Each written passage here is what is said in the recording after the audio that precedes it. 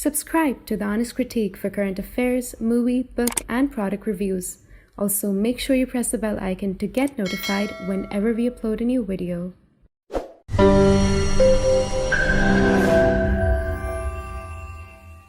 The views, information, or opinions expressed during the video series are solely those of the individuals and do not necessarily represent those of The Honest Critique and its employees. The following video contains strong language which may be offensive to some viewers. Viewer discretion advised. Hello and welcome to a very special episode we're recording today. I'm delighted to be joined by Advocate Yifa Segal. She established the International Legal Forum and was the chair and CEO of the organization. She was also the chief of the staff of the ambassador of Israel to the United States. So thank you, Yifa, for taking the time and speaking to us. I wanted to start with, we're recording this post the National Women's Day. And we have seen a massive rally for the 19 women still held hostage by Hamas. How do you think the situation of this woman reflects the ongoing struggle actually for Israel against a Hamas terrorist? And if you could lay down what October 7 personally meant for you as a woman, what you have seen unfolding? Well, those are big questions, but I'll start by saying that my family had experienced a personal crisis as well as a national crisis. On October 7th, my cousin was murdered in the around the communities in the Gaza envelope. We lost communications with him on Saturday morning, and it took almost a week for all the authorities to identify his body. And so we spent a week in hell, not knowing if he's alive or dead, if he's in Hamas held hostage in Hamas territory in Gaza. We had no idea. So I can there's a personal. I think there's a personal connection for every person in Israel in one way or another. I think that what our family went through during that 1 week gives us a certain indication of what it feels like for the families whose loved ones are still held in captivity, held by Hamas. The horrors that we know must happen there in captivity. What they must be doing. What we heard from other people that that came back. So generally speaking, I think this is something that every person, there's a lot of talk around this war in Gaza, but there's almost no talk or very little talk in comparison about the situation where you have a group of militants holding civilians, innocent civilians. You have children, babies, you have men and women, young and old, just, unknown what their situation is, if they're alive or dead, if they're well, if they're being tortured on a daily basis, which is a likely assumption, unfortunately. So I would like to ask every single one of your viewers to sit for one moment and just consider such a possibility and what that would mean in terms of the humanity of the situation. And I think, military campaign is very, very horrible. There's no way to embellish it, but to take prisoners, civilians, and for people to not even know if they're alive or dead, or to allow themselves to act so barbarically in such a horrendous way of death, rape, and torture. That is something that I would very much like every single person to just sit for a second and think about it. Now, for women, I think there's another layer to that, right? I mean, we've seen images and reports and testimonies from the victims of October 7th of mass rape, horrific acts, of inhumane acts. This group of people have cultivated a death cult, a hate cult, to an extent that they believe that rape is a weapon, is a weapon to humiliate and to win hearts and minds, or to destroy hearts and minds on the other side. And I think, again, every single person that values anything of our values, of freedom, of respect, of equality, of women's rights, of someone's right to the integrity of their body and their soul and their mind, should stop and think about this and understand who it is that we're dealing with. I mean, this is something that we now know that this is a part of the orders that were given to the Nukhba terrorists on October 7th. They were ordered to rape. This was part of the strategy. I think it says everything. So unfortunately, we have not seen anything worthy in terms of response from the international community in regards to these specific actions. I think for some really messed up reason, people believe that it's a black or white situation. If you support women's rights on such a very clear-cut case, then somehow you're taking a side politically on a more complex issue. Now, I can accept the fact that people may not see eye to eye with Israel or Israelis on all political issues relating to the conflict. That is one thing, and that is legitimate and acceptable. And we can have a conversation or many conversations about it. And it's very important for freedom of speech and for democracy. But to not stand with victims of rape and not speak out about such clear violations of any fundamental moral values or rights it speaks volumes about the people who refuse to do it. And ahead of Women's Day, as you said, I urge every single person, not just women around the world, but every single person to understand this very basic truth of what I just said and come out and speak out and make sure that these actions are not condoned because of whatever complicated political reasons people may think they have, surrounding the circumstances. And you actually brought a very important point, because right after the October 7th happened, we've seen a definite silence from a certain feminist group regarding the sexual violence being perpetrated by Hamas on October 7th, in spite of clear video evidences that has been put out. And it's not been put out by the Israeli authorities, it's been put out by Hamas themselves on TikTok. And what do you think has contributed to this silence? And what, in your opinion, should be the role of international women movements and organization addressing the instances of rape and sexual violence? Yeah, so it goes to to the point I was trying to make. The dichotomy nowadays of people just believing that they can't have a complicated message. They might have some view of the conflict of the Palestinian side of the conflict, but then for some reason they believe that means that they can't speak out about such a clear evidence of abusing women in such a horrific way. It's completely messed up, this way of thinking, and I think, again, to speak out against mass rape as a strategy of war is a given. It's basic. I really urge all these groups, all these women, to, regardless of what they may think of other issues concerning the conflict, this is the time now. It was the time on October 7th, but the sooner the better, and there is now an opportunity. They really, I think they in a way lost their rights to speak out. They lost their moral grounds once they neglected in speaking out in such a clear case having to do with their mandate. Their mandate is protecting women. Their mandate is to speak out against such acts around the world. So the fact that they've chosen some kind of a crazy political decision that led them to ignore something so clear, I think really takes the moral high ground away from them. And I think us as a community around the world should really think about supporting these groups going forward, because it's a disgrace. It's just a disgrace.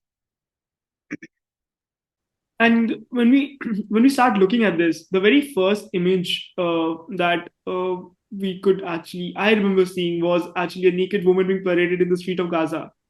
And that image left a very deep sense of actually collective shame in what we have seen in the last few years in any sort of conflict. And honestly, looking at sexual violence in conflict, it's probably not something which it's new. But to look at how people were celebrating that, what was the first thing that went to your mind when you saw something like that being celebrated in the streets of Gaza? I think it says a lot about a culture that have indoctrinated its people to a degree that they would stand in the street and cheer and parade a woman this way. I think it says a lot about what they're educating their kids to believing and to doing.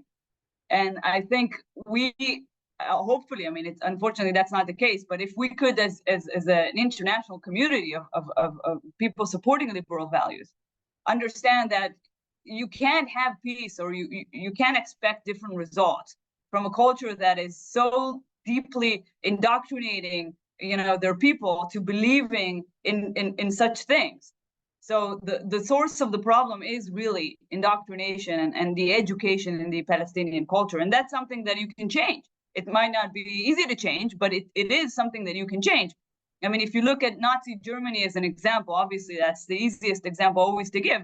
You have, the German people have a grand legacy of doing many good things in the history of their existence, including in the last 75 years.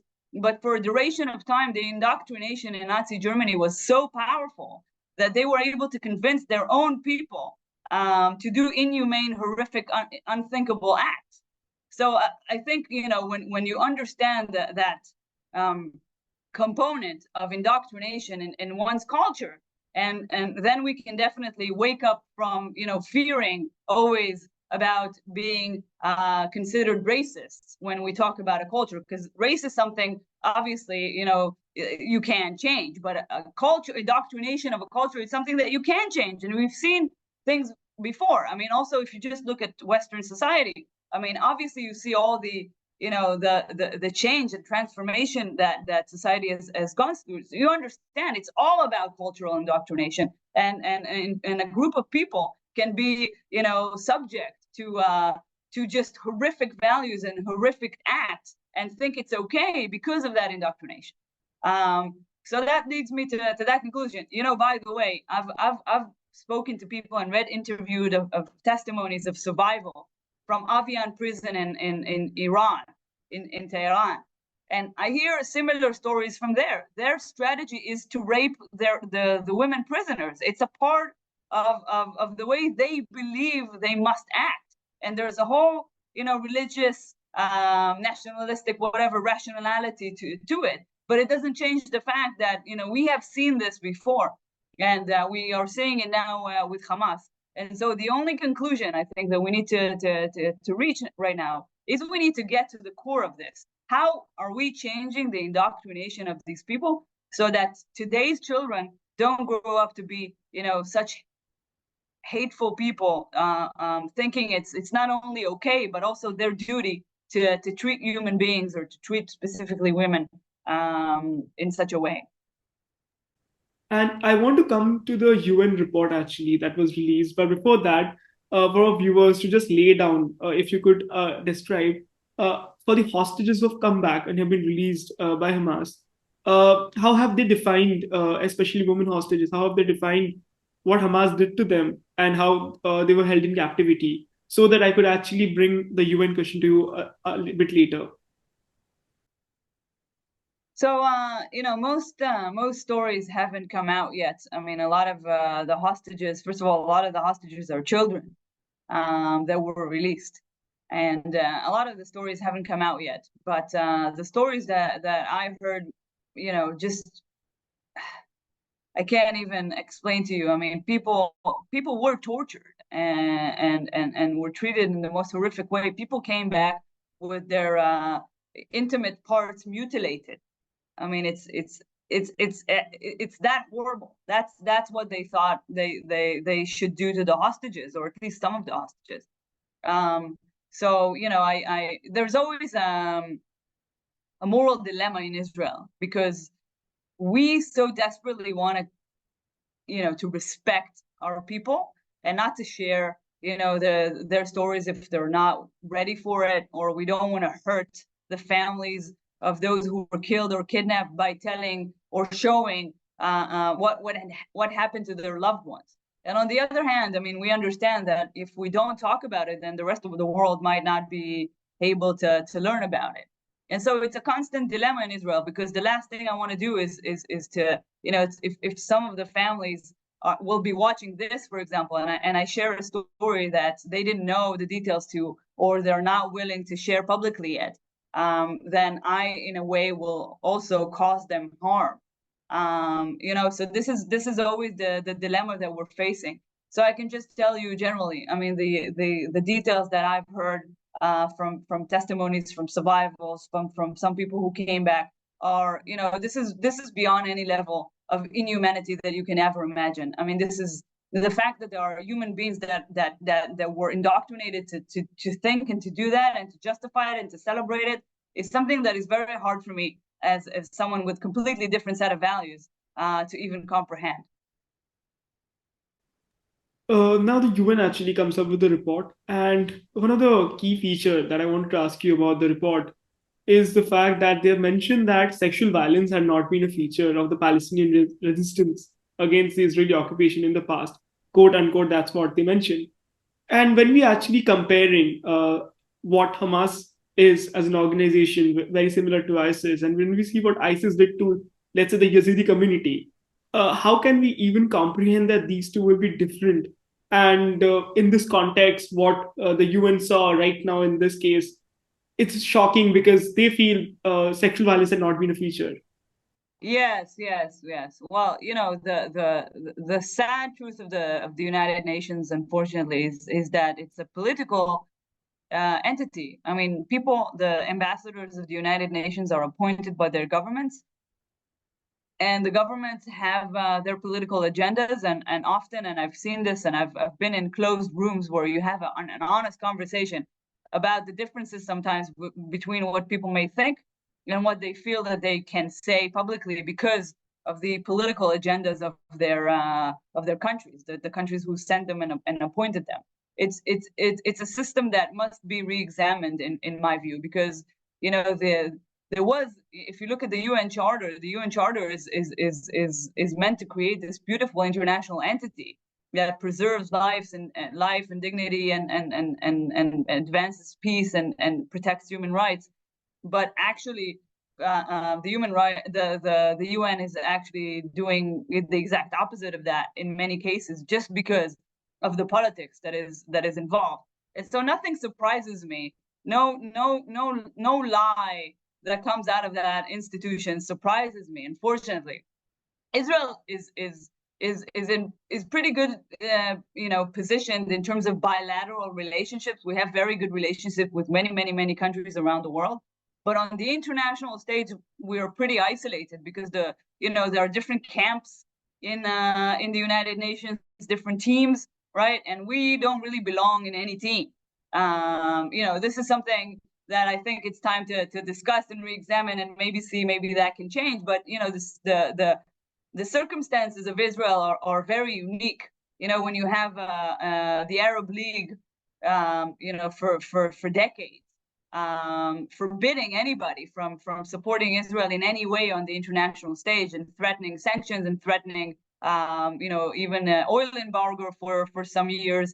That really created a situation that even the supposed natural allies of Israel, like European countries or sometimes even the United States or India, for that matter. Like India just started voting with Israel very, very recently in the United Nations, even though the relationship between Israel and India bilaterally are great. There's amazing friendship, I think, between the people of Israel and the people of India. So you understand the catch-22, I think, probably politically, that the United Nations is kind of creating for a lot of nations.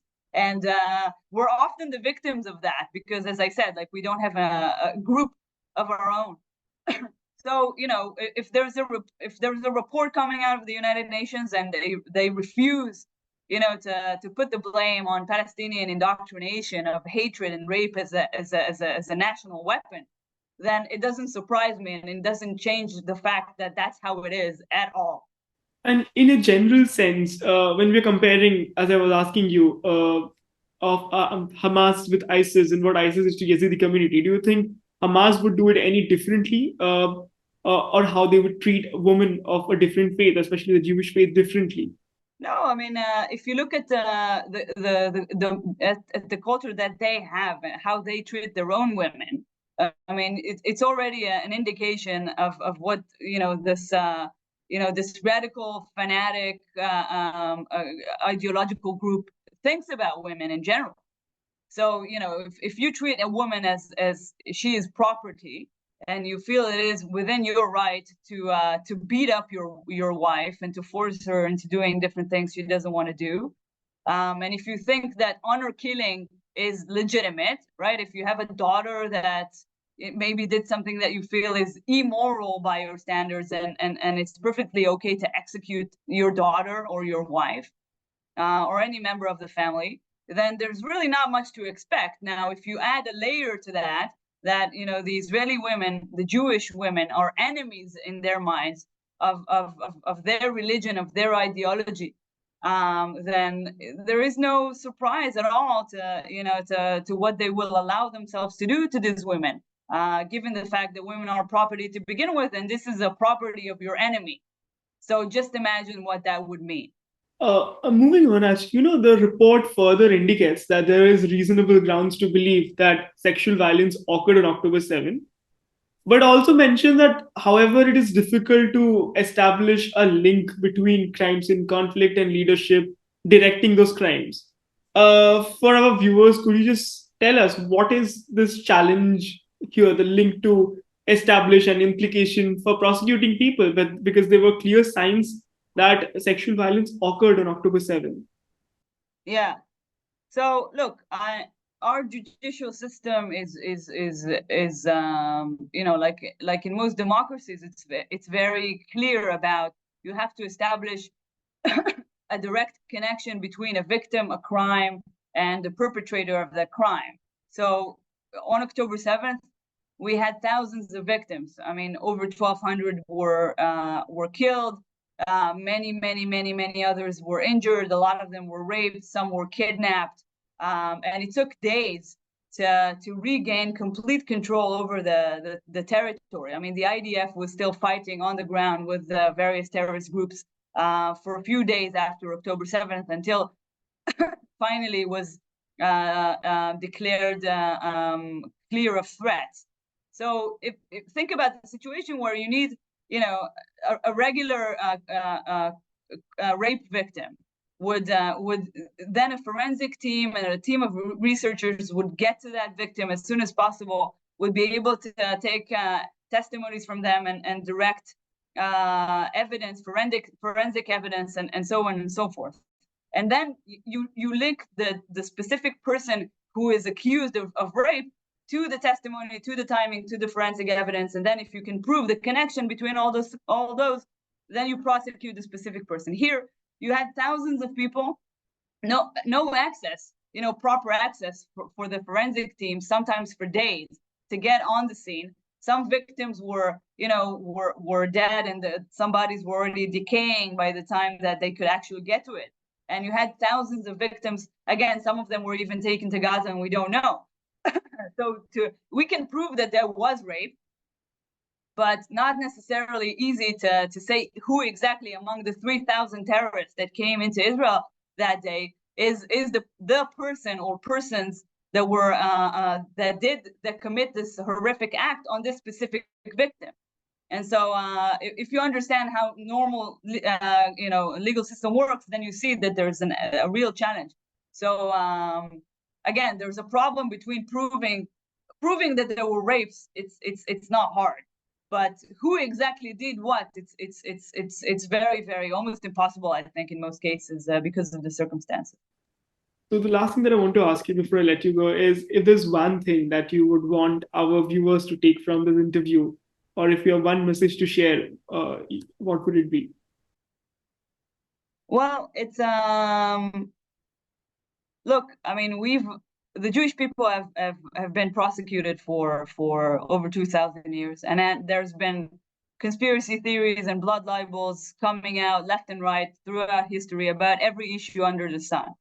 So we always say, like, if you're anti-Semitic, there's something in there for everybody. If you're a capitalist, you hate the Jews. If you're a communist, you hate the Jews. You know, we saw it during COVID. If you were pro-vaccines, you hated the Jews, and if you're anti-vaccines, you hated the Jews. Like, there's something for everybody, because there's so much, you know, conspiracy theories going around, and there's so many, unfortunately, so many hate groups that actively work in generating these blood libels and spreading them across the world. And unfortunately, it's been very successful. And the smart people of the liberal West sometimes are not smart enough to stop and ask these questions for themselves. They don't want to investigate. They think they know because they heard from maybe a media source that they trust, or maybe a professor on university that they trust, but they never stop to wonder, how come there's so many conspiracy theories? How come there's so many blood libels? And if they don't believe most of those blood libels, then how come they believe like a specific one over everybody? So here you have a group of people that is an active death call with serious radical jihadist views that we know have been celebrating murder and rape and torture and kidnapping of innocent civilians. So why would you not stop for a second to think, maybe, you know, their story, their narrative of why they hate the Jews is also fake? You know, so I would just urge your viewers to stop and ask themselves those questions, because there's something very wrong about assuming, you know, that these people who are paying, you know, even the Palestinian Authority, who have been paying salaries and financial rewards, you know, for people to go and murder Jews. You know, if you think that these people that if you don't suspect for a second that maybe their story is fake, then you haven't stopped to think about it. Not really. That's all the question that I have. So thank you so much for taking your time and speaking to us. Thank you so much. Thank you so much. And my best to everyone listening and viewing.